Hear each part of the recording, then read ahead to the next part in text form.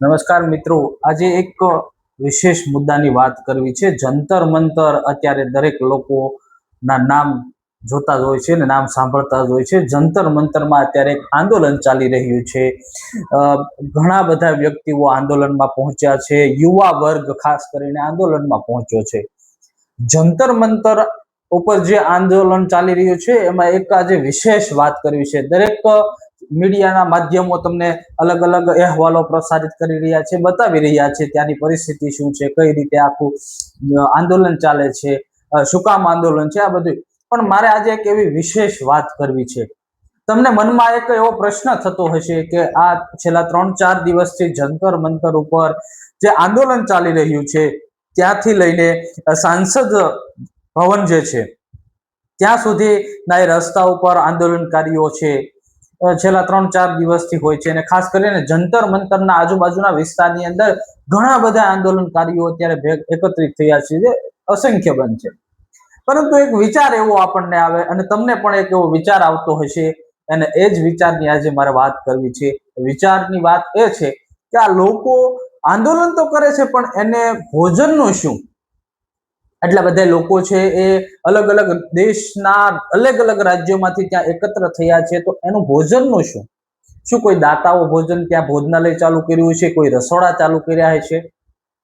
આ એક પ્રશ્ન દરેક વ્યક્તિના મનની અંદર થતો હોય છે, પરંતુ એ પ્રશ્નનો જવાબ આજ મારે આપવો છે।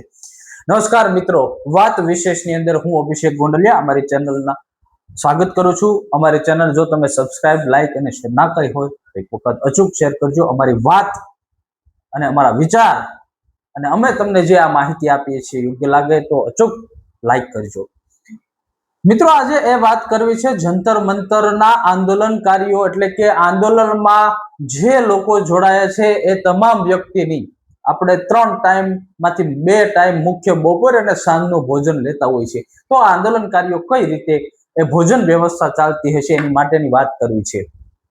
મિત્રો, ખાસ કરીને છેલ્લા 3-4 દિવસથી આ જંતર મંતર ઉપર જે આંદોલન ચાલી રહ્યું છે અને એ આંદોલનમાં સાંજના સમયે, સવારના સમયે અને બપોરના સમયે એ જંતર મંતરના જે મુખ્ય રસ્તા છે ને એ મુખ્ય રસ્તા ઉપર સૌથી વધારે ટ્રાફિક સ્વિગી અને ઝોમેટોની અંદર જે કામ કરી રહ્યા છે, જે નોકરી કરી રહ્યા છે અને જે ડિલિવરી મેન છે કે જે વસ્તુઓ પહોંચાડી રહ્યા છે એની ટ્રાફિક જોવા મળી રહી છે। એ કેમ જોવા મળે છે કે સમગ્ર દેશની અંદર રહેતા દરેક વ્યક્તિઓ છે ને એ ઓનલાઈન માધ્યમથી ક્યાંય ને ક્યાંય એ લોકોને સહકાર આપી રહ્યા છે અને એ સહકાર શેનો છે? ભોજનનો સહકાર આપી રહ્યા છે। આંદોલનકારીઓ છે એને પીવાના પાણીથી લઈને ભોજન સુધીની સુવિધા છે એ દરેક વ્યક્તિઓ પહોંચાડી રહ્યા છે। છેક નીચે કેરળથી લઈને જમ્મુ, કન્યાકુમારી વિસ્તારથી લઈને અસમથી લઈને ગુજરાત સુધીનો જે આખો દેશનો ચારે દિશાના ભાગ છે એના તમામ રાજ્યોમાંથી લોકો છે ને એ ઓનલાઈન ઓર્ડર કરે છે। ઓનલાઈન ઓર્ડર કર્યા બાદ એ જંતર મંતરનું લોકેશન નાખે છે, એટલે સ્વિગી, ઝોમેટો કે અલગ અલગ ડિલિવરી મેન જે છે એ ભોજન જે હોય છે એ લઈને એ વિસ્તારની અંદર પહોંચે છે। એ વિસ્તારની અંદર પહોંચ્યા બાદ એ ફોન કરે છે કે તમારું પાર્સલ છે એ હું લઈને આ જંતર મંતરના સ્થળ ઉપર ઊભો છું, તમે લઈ જાઓ। અને ત્યારે એ ફોન કોલની અંદર એવો જવાબ આપે છે કે હું તમને એ પાસવર્ડ માંગે છે, એટલે પાસવર્ડ આપ્યા બાદ એવો જવાબ આપે છે કે તમારી આજુબાજુ રહેલા વ્યક્તિઓને આ ભોજન આપી દો। મિત્રો, આ ખરેખર એક ઉત્તમ ઉદાહરણો છે, ખરેખર એક માનવતાની વાત છે।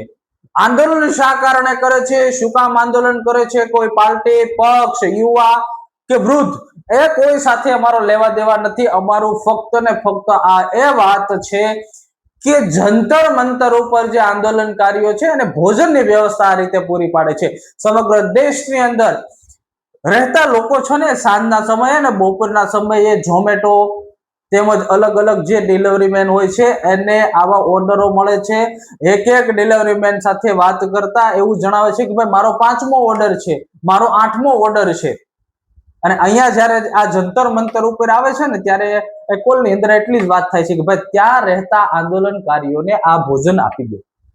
મિત્રો, દરેકના જીવ છે અને દરેક વ્યક્તિ ક્યાંક ને ક્યાંક મદદ કરતા હોય છે। એમાં ખાસ કરીને ભોજન છે એ 3 ટાઈમની વ્યવસ્થા કરવી આટલા બધા વ્યક્તિઓમાં ખૂબ જ અઘરી બનતી હોય છે, પરંતુ ખાસ કરીને અલગ અલગ વિસ્તારમાંથી લોકો પણ ત્યાં ભોજન લઈને જાય છે, પ્રવાહ એટલે કે પાણી પણ ત્યાં પહોંચાડે છે, ઘણું બધું પહોંચાડે છે, એ પોતે પહોંચાડે છે, પણ જે વ્યક્તિઓ ત્યાં પહોંચી નથી શકતા અને એને કઈ ને કઈ રીતે આવા વ્યક્તિઓની મદદ કરવી છે, ત્યારે એ દરેક વ્યક્તિઓ છે એ આ રીતે મદદ કરતા હોય છે.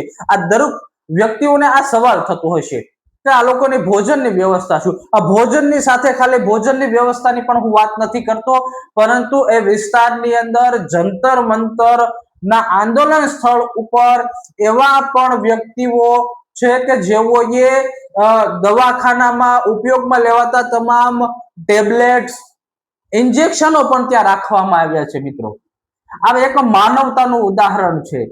કોઈ કયા કારણોસર આંદોલન કરે છે એની સાથે કોઈ લેવા દેવા નથી. અને હું પણ આપને વિનંતી કરું છું કે આ ખાલી આંદોલનકારીઓ નહીં, પણ ક્યારેક ક્યારેક જ્યારે આવી કોઈ પણ વિસ્તારની અંદર પરિસ્થિતિઓ આવતી હોય છે, જ્યારે લોકો એકત્ર થતા હોય છે, કોઈ હોનારત આવે કે કોઈ પણ હોય, ત્યારે અચૂક આપણી ફરજ એ છે કે આપણે એને ક્યાંય ને ક્યાંય મદદ કરીએ. નમસ્કાર.